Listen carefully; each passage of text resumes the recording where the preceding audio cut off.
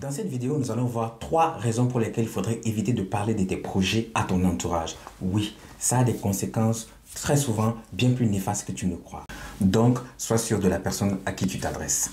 Avant de commencer cette vidéo, comme d'habitude, je vais te demander de liker, de la partager, de la commenter et surtout de t'abonner à cette chaîne, d'activer la cloche de notification. C'est parti.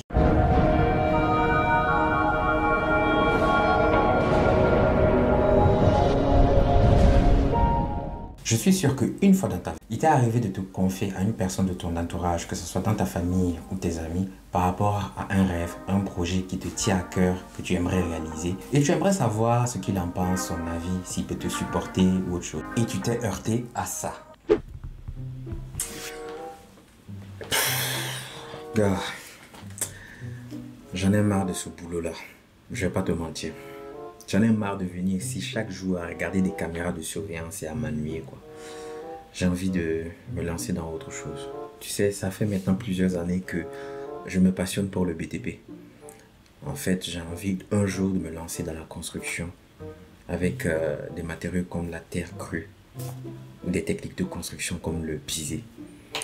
Le domaine du real estate, c'est quelque chose qui me passionne vraiment et j'ai envie un jour de me lancer dans ça. Qu'est-ce que tu en penses? Abi, depuis quand toi tu es devenu promoteur immobilier? Non, c'est pas ça. Tu sais très bien que c'est un domaine qui me passionne en fait. Et d'ailleurs, j'ai croisé quelqu'un qui bossait dans ça. J'ai pris son contact et j'aimerais qu'il me forme. En fait, que petit à petit, je puisse rentrer dans le jeu, moi aussi. Mon frère, tu me racontes quoi comme ça? Genre, est-ce que tu es ingénieur bâtiment? Ou est-ce que tu as déjà fait du dessin bâtiment? Est-ce que tu as déjà essayé même d'être un maçon, ne serait-ce qu'un jour, mon frère? Et tu me parles de construction, de maisons, d'immeubles, ainsi de suite, BTP, tout ça là. C'est même quoi qui se passe aujourd'hui là. Qu'est-ce que tu as fait ou pas? Mais je ne suis pas obligé d'avoir fait des études dans le domaine pour me lancer un jour dans ça. Il y a un début à tout. Là, par exemple, le cas de Kanazo, il n'a jamais fait des études de génie civil. Mais il a fini entrepreneur en génie civil. Il construisait pas mal de choses au pays. Donc, il a dû s'entourer de personnes compétentes et il a fait des bons deals au bon moment, en fait. Donc, moi, je me dis, pourquoi pas se lancer dans ça un jour. Mon frère, vous aimez souvent prendre des exemples irréalistes. Donc, tu prends le cas de... Oui, mon frère, tu crois vraiment à ces bêtises-là? À son histoire, le mec c'est un illettré, il n'est pas allé à l'école loin et tout, mais il est devenu multimilliardaire dans le génie civil. Mon frère, tout ça là, c'est des histoires, mon chéri. Les ce sont des gars qui ne viennent pas seuls. Ils sont allés, ils ont bouffé le ndjoujou là-bas. Après, ils reviennent, ils vous endorment avec des histoires à dormir debout.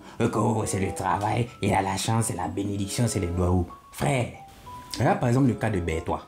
Bertois qu'on connaissait dans le quartier ici là, petit vilain Bertois là, il est parti au Nigeria. Nigeria qu'on connaît tous là, nous on sait comment ça se passe là-bas, hein? Il est allé, il a fait 7 ans, il revient, il roule dans les grosses voitures et tout. Il est là, il porte les grosses vestes et tout. Il vient nous raconter que quoi, qu'il a travaillé avec un riche commerçant, qu'il a un peu aidé, qu'il a appris les ficelles de métier. Et maintenant, il revient ici pour ouvrir des boutiques et consorts. Et vous croyez à ces bêtises là, mon frère, hein? Depuis que Bertois est arrivé, ça fait 2 semaines. Il y a l'enfant de Binta qui est mort. Il est en train de bouffer les enfants des gens ici. C'est le ndjounjou, mon frère. Frère, c'est le travail. Toi, tu peux pas. Si c'était facile de quitter d'un point 0 à un point 1000 comme ça, là. Si c'était ça, nous tous, on allait devenir des boss dans ce coin, mon frère. Calme-toi. Il faut réfléchir. Il ne faut pas croire à ces histoires-là. Ressaisis-toi. Parce que tu commences à envoyer des idées bizarres. J'en ai marre de ce que j'ai ici. J'en ai marre de ce boulot. Mon gars, c'est ça la vie. Prends ton boulot au sérieux. Continue à mettre ton uniforme, à venir regarder les caméras de surveillance. Ça vaut mieux, mon gars. C'est ce que nous, on peut faire, chérie.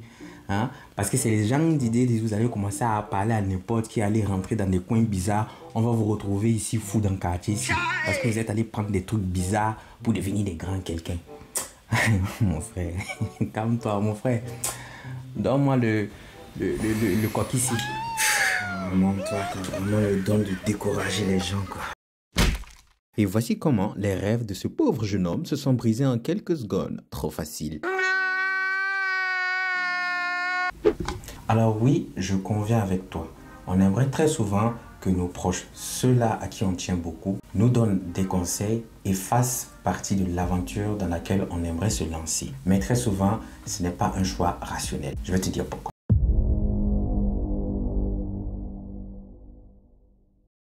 Alors, si ton projet est innovant et que tu parles à la mauvaise personne, elle pourrait s'inspirer de ton projet ou même pire, la réaliser avant toi. Ça peut aller encore loin. Souvent, les personnes très mal intentionnées peuvent chercher à te décourager, à te faire comprendre que ton idée est complètement farfelue. Et par la suite, lorsque tu auras complètement abandonné ton projet ou ton idée, elle va le réaliser derrière ton dos et s'approprier tous les mérites.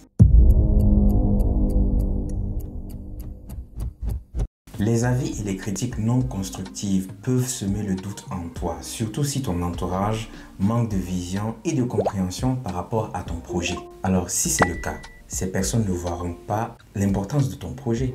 Elles ne comprendront pas le but de ta démarche. Elles n'auront que des critiques négatives. Aussi, très souvent, les personnes de ton entourage se comparent à toi ou s'identifient par rapport à toi. Donc, si pour eux-mêmes, ce dont tu parles, ils se sentent incapables de le réaliser, ce but est inatteignable pour eux, ils déduisent que toi aussi tu n'y arriveras pas parce que dans leur esprit, vous êtes pareil. Vous avez évolué dans le même environnement, vous êtes partis dans les mêmes écoles, vous avez fait les mêmes classes. Au fil du temps, elles ont vu ce que tu as réalisé.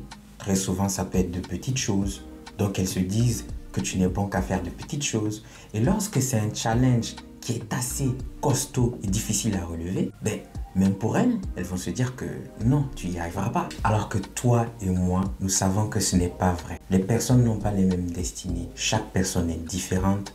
Chaque personne a un talent différent. Chaque personne aspire à des rêves différents. Du coup, vous n'allez pas forcément avoir les mêmes difficultés. Vous n'allez pas être confronté au même challenge. Quelque chose qui peut être impossible pour eux peut ne pas l'être pour toi. Donc, j'ai envie de te dire, ne prends pas en considération ce genre de choses. Certaines personnes te parleront d'autres personnes qui ont essayé les mêmes projets que toi ou des projets similaires et qui ont lamentablement échoué, en te faisant comprendre que ce que tu désires faire est complètement impossible. Ils ne prendront jamais le cas des personnes qui se sont lancées dans des projets similaires et qui ont brillamment réussi. Bien sûr, on ne dit pas qu'il n'y aura pas d'obstacles. Il y en a toujours dans tous les projets, dans tous les rêves. Mais ils y sont arrivés.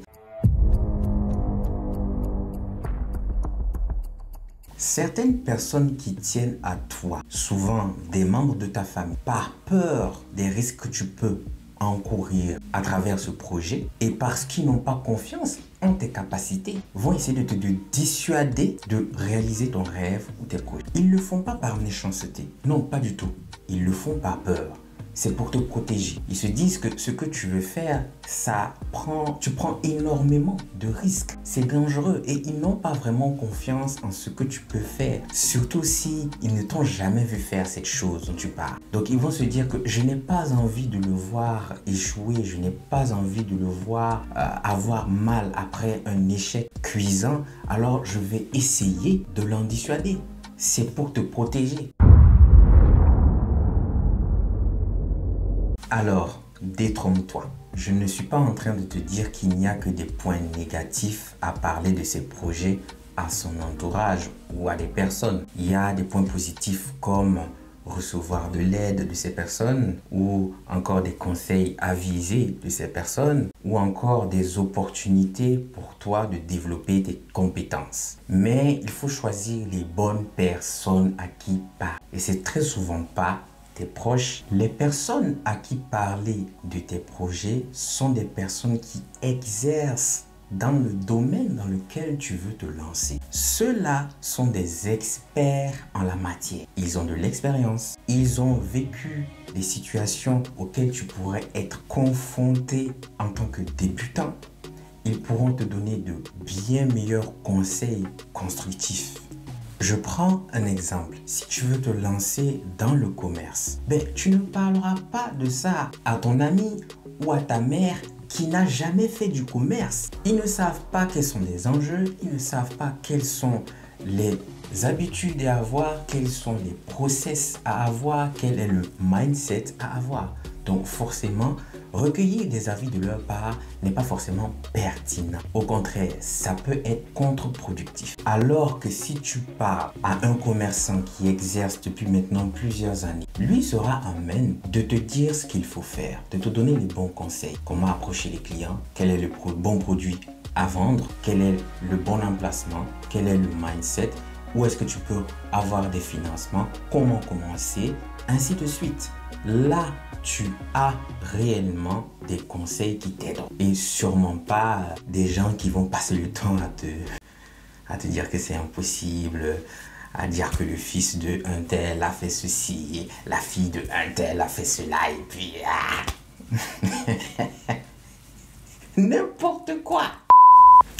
Là où il serait intéressant de parler de ton projet à ta famille ou à tes proches, eh bien, c'est dans le cas où tu aimerais leur proposer un service. Là, tu as leur avis en tant que client et non en tant que conseiller de manière générale sur un éventuel projet que tu aimerais lancer. Je prends un exemple, toujours dans le cas du commerce. Tu aimerais savoir si les gens aimeraient tel produit par rapport à un autre produit en fonction de leurs besoins. Donc, tu peux parler à ton entourage en leur demandant tout simplement, est-ce que tu aimerais avoir ça comme produit à vendre ou autre chose. Ils te diront leurs préférences en fonction de leurs besoins, en fonction de leur budget.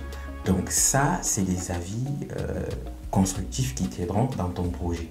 Et donc, c'est pas par rapport à tous les projets qu'on peut justement parler à nos proches. C'est la fin de cette vidéo. J'espère que tu as appris quelque chose. Dis-moi en commentaire ce que tu penses de cette analyse. Donne-moi tes arguments. Et avant de vous lâcher, bien sûr, tu sais ce que je vais te demander. Je vais te rabâcher ça dans toutes les vidéos. Je pense que tu es habitué. Je vais te demander de liker la vidéo, de la partager, de t'abonner. Surtout, pour soutenir la chaîne. Je suis le tout nouveau, le 7e fils pour te servir. Allez, ciao!